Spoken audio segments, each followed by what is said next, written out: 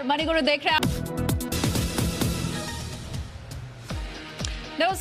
देख रहे हैं आप साथ आपके मैं शालिनी कपूर तिवारी।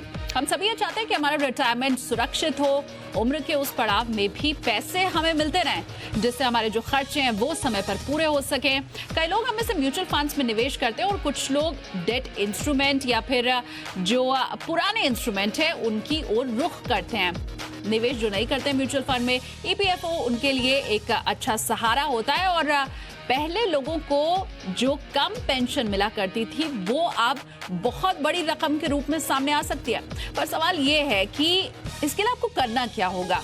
कल को अगर आप अपने सुरक्षित बनाना चाहते हैं तो आज की टेक होम सैलरी पर क्या आपके असर पड़ेगा, और अगर हाँ तो फिर कितना।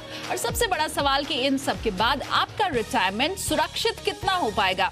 और इन्हीं सब सवालों का जवाब देने के लिए आज हमारे साथ जुड़े आनंद राठी प्राइवेट वेल्थ मैनेजमेंट के डिप्टी सीईओ फिरोज अजीज। बहुत स्वागत है फिरोज आपका शो में। और फिरोज, आगे मैं डिटेल में इसके ऊपर चर्चा करूंगी कि म्यूचुअल फंड इंडस्ट्री के ऊपर भी क्या इसका कुछ असर पड़ सकता है, लेकिन फिलहाल मुझे ये बताएं कि क्या वाकई जो हम सुन रहे हैं वो हो सकता है, क्योंकि एक तरह से असंभव ये लगता है सुनने में। साउंड्स गुड कि इतनी अच्छी पेंशन हमारी हो पाएगी। क्या वाकई रास्ता क्लियर है, अभी कुछ बाकी है, किस तरह से हो पाएगा और अच्छी पेंशन मिलेगी कैसे? देखिए, अभी तो ये इम्प्लीमेंटेशन स्टेज में आया नहीं है। अभी तो सुप्रीम कोर्ट की रूलिंग है और ये अंदेशा है कि पेंशन बढ़ने की अच्छी खासी संभावना है। बट रहा सवाल, अगर आपकी जब पेंशन बढ़ेगी तो आज की जो करंट कंट्रीब्यूशन है वो भी बढ़ानी पड़ेगी, तब जाके पेंशन बढ़ेगी। सरकार के पास इतने पैसे नहीं होंगे कि सबकी पेंशनें विदाउट इंडिविजुअल कंट्रीब्यूशन बढ़ पाएं। So point one, it is still in stages before implementation. Point two, ये important ये देखा है कि जो भी आपकी जो implementation होगी वो retrospective होगी या आज से जो accumulated corpus होगा उसके आधार पे होगा। बट ये बहुत अच्छा स्टेप है, बहुत अच्छा स्टेप इसीलिए कहूँगा क्योंकि इंडियंस की जो आदत है वो रिटायरमेंट की सेविंग कर नहीं पाते वो, और अगर करते भी हैं तो फिक्स डिपॉजिट्स पीएफ में पैसा रखते हैं, जो ब्याज पे पैसा 7-8% से ग्रो होता है, उसमें इन्फ्लेशन महंगाई को मात देने की क्षमता नहीं होती। So third point I am making is as a society we are not very well planned from a pension perspective. This will change it and I think जो बढ़त आने की उम्मीद है वो डेफिनेटली पॉसिबल है, but that's a long drawn process. बिल्कुल, तो अभी ये थोड़ा लॉन्ग प्रोसेस है। एक चीज और फिरोज यहाँ पर, क्योंकि आपने कहा कि आपको अपना कंट्रीब्यूशन बढ़ाना होगा, लेकिन जो पहले के लोग थे उनका जितना कंट्रीब्यूशन था ऑलरेडी जो कंट्रीब्यूट कर चुके हैं उसमें तो देखिए कोई इजाफा हो नहीं सकता है। तो अभी आगे की संभावनाएं क्या लग रही हैं? क्या ये चीज हर किसी के लिए होगी या कुछ चुनिंदा लोगों के लिए जिनकी ज्वाइनिंग या जिनकी जो जॉब की स्टार्टिंग है वो एक निश्चित वक्त के बाद है? यस, देखिए क्या होता है कि हम जब भी अपनी सैलरीड एम्प्लॉय की एक डिडक्शन होती है जो पीएफ में और ईपीएस में बढ़ती है। पीएफ में पूरी अमाउंट जाती है, बची कुची अमाउंट मतलब 1250 रुपए, 8.33% ऑफ 15,000 जो 1250 रुपए होते हैं वो कंट्रीब्यूशन होती है पेंशन की तरफ, ईपीएस की तरफ, और बाकी जो बचा कुचा पैसा है वो जाता है पीएफ की तरफ, प्रोविडेंट फंड की तरफ। अब क्या होगा कि आपकी जो ईपीएस की कंट्रीब्यूशन जो रेस्ट्रिक्टेड थी 1250 रुपए पे, वो काफी बढ़ सकती है। तो ये जो स्प्लिट है पीएफ और ईपीएस का जो आप कंट्रीब्यूट करते हैं वो थोड़ा उसमें संतुलन अलग हो सकता है, बिगड़ सकता है। बट ये अच्छी बात है क्योंकि पीएफ में पैसा डालना का ये मतलब है कि आप सिर्फ 8%, 7.5, 8, 8.25% ही कमा पाएंगे। ईपीएस में कंट्रीब्यूट करने का ये ये क्यों होगा, निर्णय क्यों होगा? क्योंकि आपकी जो पेंशन है वो आपकी एग्जिट सैलरी पे निर्भर करेगी, और जब आप 10-15 साल बाद रिटायर होंगे, जो भी आपकी पगार होगी वो पगार पे पेंशन कंप्यूट होगी, ना कि 15,000 रुपए पे। So that's a very big change, very positive change. It's we have to look how this gets implemented, but it's definitely one big step forward. मुझे एक बात और बताएं, सैलरी के हिसाब से ये डिसाइड होगा कि लास्ट सैलरी आपकी क्या रही है। सैलरी का मतलब मैं यहाँ पर क्या समझूं? क्या जो सीटीसी है उसे काउंट किया जाएगा या जो बेसिक सैलरी है उसे माना जाएगा? किस तरह से इसका गणित होगा ये समझाएं। ये होगा देखिए, आपकी सैलरी जो ब्रेकअप आती है उसमें बेसिक सैलरी होती है, डियरनेस अलाउंस होता है जिसको डीए कहते हैं, और कोई रिटेंशन बोनस हो। ये तीनों का समेशन को हम सैलरी मानेंगे। सो वो जो सैलरी है वो dearness allowance and basic and retention bonus तो काफ़ी कम लोगों में होता है, कम लोगों के पैकेज में होता है। So basically dearness allowance and basic salary, ये दोनों मिला के जो सैलरी है उसके आधार पर आपकी कॉन्ट्रीब्यूशन कंप्यूट होगी, और आगे चलते हुए पेंशन भी उसी आधार पे कंप्यूट होगी। 2014 सितंबर में वो 6,500 से बढ़ा के 15,000 पे लेके गए थे। अब ये 15,000 से बढ़ के आपकी लास्ट सैलरी पे निर्भर होगा। बिल्कुल, और व्यूवर्स को मैं याद दिला दूं, फेसबुक और ट्विटर दोनों ही जगह हम लाइव हैं। आप अगर चाहें तो आपके सवाल कमेंट सेक्शन में लिख सकते हैं, और फिरोज लगातार हमारे साथ बने हुए आपके सवालों का जवाब देने के लिए। लेकिन जब आप अपना सवाल पूछें तो फोन नंबर मेंशन करना ना भूलें। और फिरोज, आप जरा एग्जाम्पल के साथ भी इस चीज को समझ लेते हैं। मुझे ये बताएं, अगर लास्ट सैलरी किसी की 50,000 राउंड फिगर हम लेकर के चलें, तो क्या माना जाए कितना बदलाव हो सकता है पेंशन में? देखिए, अगर 50,000 की सैलरी थी तो आज के करंट फॉर्मेट में 5,180 रुपीस की सैलरी आपको मिलनी है। अगर आप 33 साल और काम करेंगे और अगर आपकी एंडिंग सैलरी 50,000 होगी, तो आपकी करंट पेंशन की कंप्यूटेशन आती है 5,180। ये नए मेथड में ये बढ़ के 25,000 रुपए होने की संभावना होती है, जो कि ऑलमोस्ट 4 गुना और एक्स्ट्रा मिलने की संभावना है। So this is an example. 33 years to work, 50,000 रुपए की एग्जिट सैलरी, तो उसमें 5,100 की करंट पेंशन होगी। करंट स्कीम में जो बदलाव इंप्लीमेंट हो जाए तो 25,000 रुपए की आपकी टोटल पेंशन आएगी, विच इज 50% ऑफ 50,000। और रकम अगर दोगुनी में यहाँ पर कर दूं, 1,00,000 रुपए अगर मेरी लास्ट सैलरी है, फिर तो 1,00,000 रुपए भी है तो ये सेम बढ़त आपकी 5,000, पहले स्कीम में 5,180 रुपए की ही पेंशन मिलती, क्योंकि उसकी जो लिमिट थी आपकी सैलरी पे निर्भर ना होके 15,000 की लिमिट थी। तो आपकी करंट स्कीम में इवन अगर 1,00,000 की आपकी एग्जिट सैलरी हो रिटायरमेंट के बिल्कुल पहले, तो भी आपको 5,180 की ही पेंशन मिलेगी करंट स्कीम में। नई स्कीम में 1,00,000 का आधा जो 50,000 रुपए होता है वो आपकी नई पेंशन होगी। तो 5,180 रुपए बढ़ के 50,000 रुपए होने की क्षमता रखते हैं। ये जो पॉलिसी है ये अगर ठीक से लागू हो तो कुल मिला के 9 गुना आपकी पेंशन बढ़ने की संभावना है। अब मुझे फिरोज थोड़ा आप म्यूचुअल फंड इंडस्ट्री के हिसाब से भी समझाएं कि ज़्यादातर जो लोग होते हैं म्यूचुअल फंड में जो निवेश करते हैं या बाकी इंस्ट्रूमेंट में निवेश करते हैं, उनका एक बहुत बड़ा गोल रिटायरमेंट भी होता है। ठीक है, बच्चों की शादी हो गई, पढ़ाई हो गई, उसके लिए तो लोग निवेश करते हैं, लेकिन रिटायरमेंट पे मुझे एक बड़ा कॉर्पस चाहिए, ये सवाल अक्सर हमारे पास आता है। अब मुझे ये बताएं कि अगर आपकी रिटायरमेंट की टेंशन खत्म होने वाली है, पेंशन की टेंशन खत्म होने वाली है, तो क्या म्यूचुअल फंड इंडस्ट्री के ऊपर कोई असर पड़ेगा? लोगों का निवेश यहाँ पर कम हो जाएगा? आई थिंक शालिनी, ये बहुत अच्छा मुद्दा उठाया आपने कि क्या होता है कि म्यूचुअल फंड इंडस्ट्री में रिटायरमेंट के लिए पैसे सिस्टमैटिक इन्वेस्टमेंट प्लान के द्वारा काफ़ी सारे निवेशक निवेश करते हैं। अगर ये ठीक से लागू हो जाए तो मैं तो ये कहूँगा कि निवेशक की रिटायरमेंट की चिंता काफ़ी हद तक खत्म हो जाएगी, क्योंकि आपको अगर आधी पगार आपको पेंशन के तौर पे मिल जाए तो उसमें महंगाई का भी आपने ऑलरेडी जोड़ लिया है, क्योंकि आप 30 साल बाद की सैलरी की बात हो रही है इसमें, तो उसमें महंगाई जुड़ चुकी है। सो ये अगर इंप्लीमेंट हो जाए तो मैं एज अ निवेशक रिटायरमेंट की सेविंग करना बंद कर दूंगा और बाकी गोल्स के तरफ ज्यादा तवज्जो दूंगा, और रिटायरमेंट की कंट्रीब्यूशन जो है मेरी ईपीएस के तौर पे जारी होगी, ना कि पीएफ के तौर पे। आप बिल्कुल सही फरमा रही हैं कि अगर ये इम्प्लीमेंट ठीक से हो जाए तो निवेशकों को रिटायरमेंट की चिंता खत्म करनी चाहिए, और बाकी जो गोल्स हैं, बच्चों की पढ़ाई हो गई, घर खरीदना हो गया, उस पर ज़्यादा एम्फेसिस देना चाहिए, उस पर ज़्यादा तवज्जो देना चाहिए। अगर इसकी implementation is clear and categorically specific that you will get this half the pension of your salary, exit salary.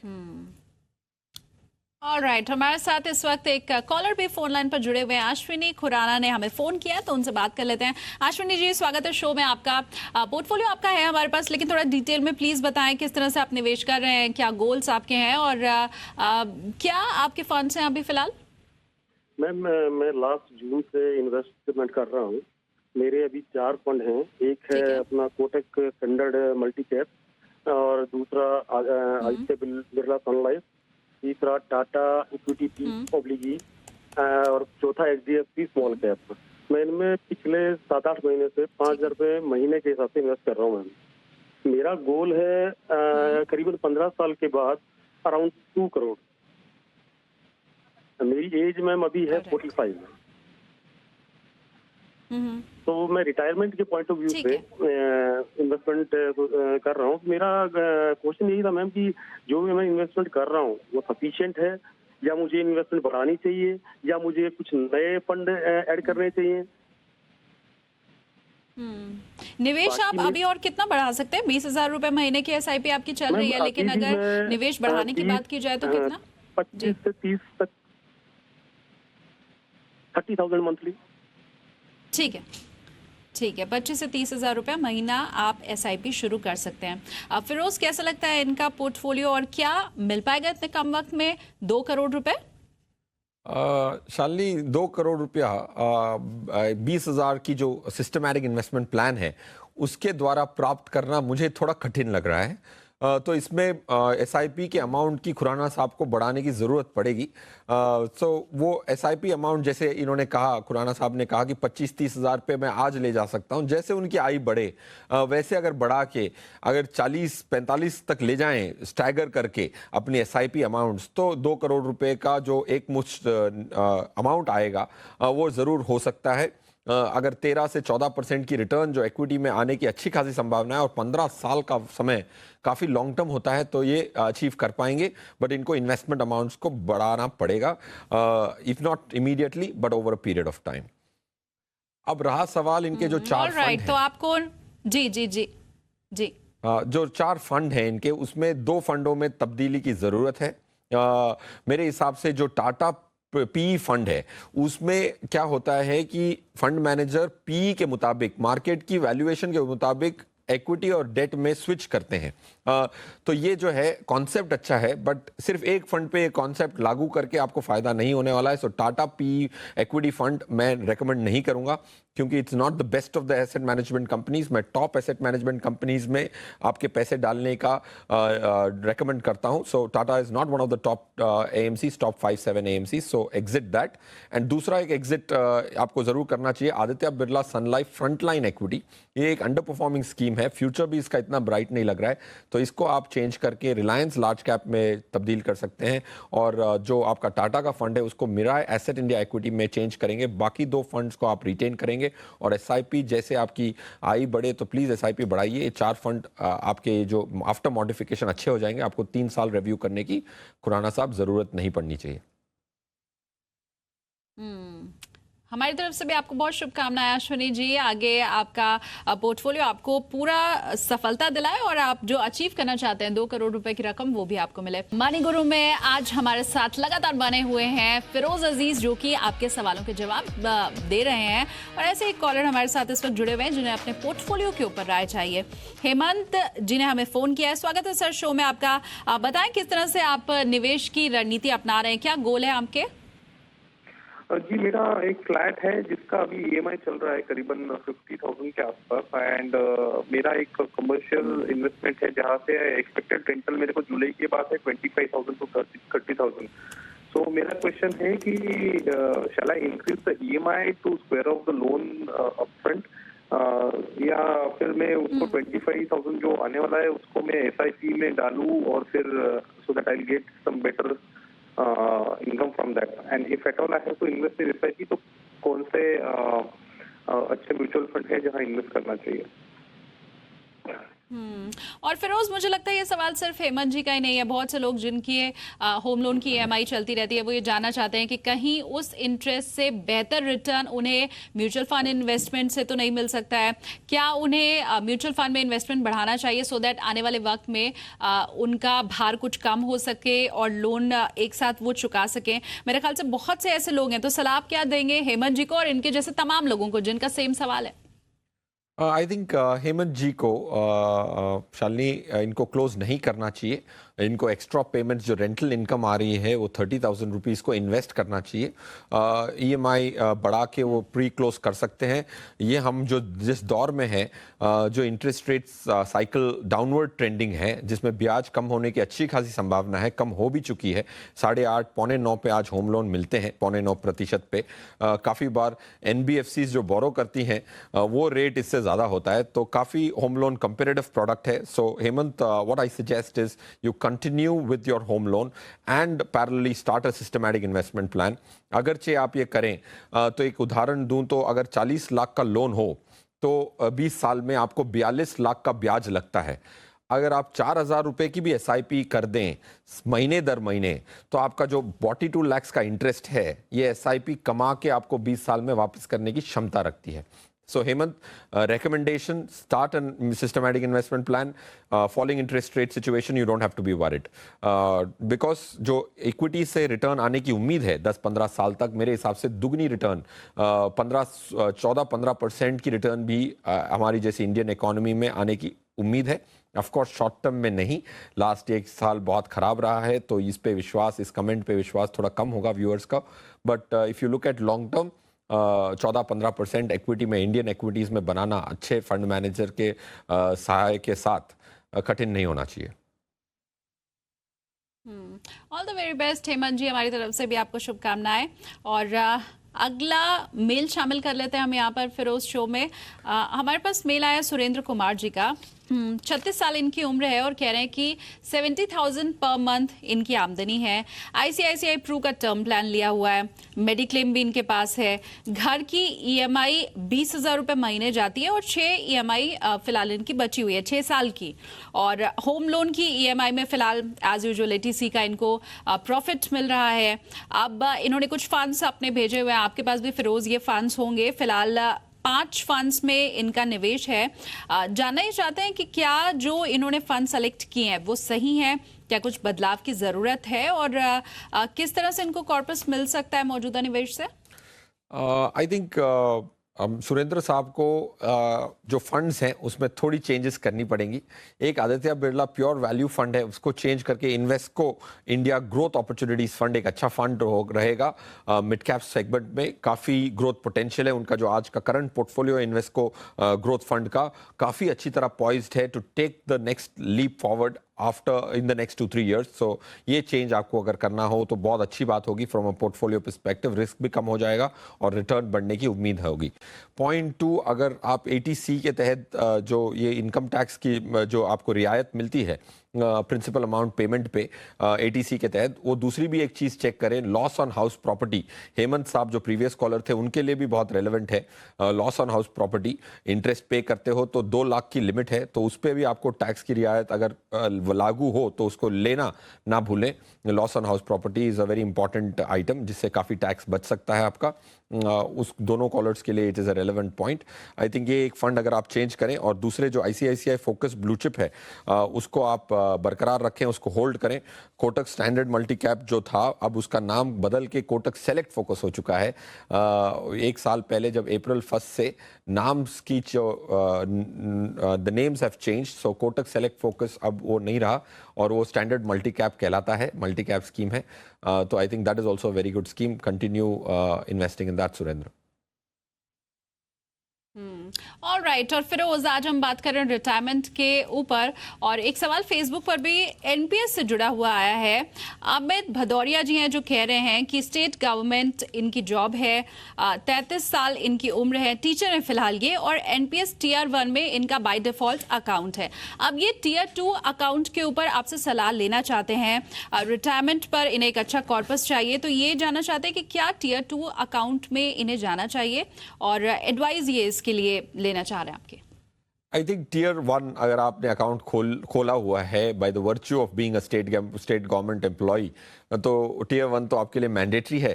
Tier 2 एक ऑप्शनल अकाउंट है, दूसरे व्यूअर्स की जानकारी के लिए कह रहा हूं, बट वो आपको ज़रूर यूज़ करना चाहिए, क्योंकि जो वही के वही म्यूचुअल फंड मैनेजर जो आपसे 2% की फ़ी लेते हैं, उससे कई गुना कम, ऑलमोस्ट उसके एक 1/10 की कॉस्ट पे, 2 पैसे की कॉस्ट पे, ना कि 2% की कॉस्ट पे अप्रॉक्सीमेटली आपको वही की वही फंड मैनेजर की काबिलियत आपको मिलती है।